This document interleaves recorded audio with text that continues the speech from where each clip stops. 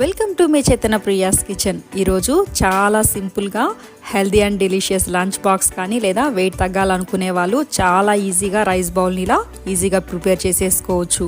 ముందుగా ఒక పాన్లో కొద్దిగా ఆయిల్ తీసేసుకొని కట్ చేసి పెట్టుకున్న వెల్లుల్లి, కాస్త జీరా, పచ్చిమిర్చి, ఆనియన్స్ వేసేసుకొని ఫ్రై చేసుకోవాలి. దీనికి ముందుగా రైస్ని ప్రిపేర్ చేసుకున్నామంటే చాలా ఈజీగా చేసేసుకోవచ్చు.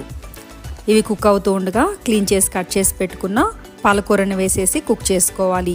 ఇది కుక్ అయ్యేలోపు ఒక పాన్లో కొద్దిగా పన్నీర్ని చిన్న ముక్కలుగా కట్ చేసేసుకొని కొద్దిగా రోస్ట్ చేసుకున్నామంటే రైస్లోకి చాలా టేస్టీగా బాగుంటుంది.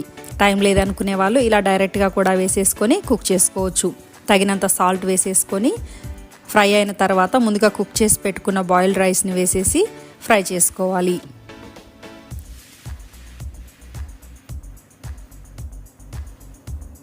కొద్దిగా పెప్పర్ పౌడర్, కొత్తిమీర, స్ప్రింగ్ ఆనియన్స్,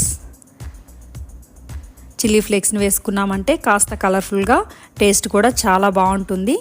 తప్పకుండా ట్రై చేసి ఎలా ఉందో కామెంట్ చేయండి. Thank you for watching.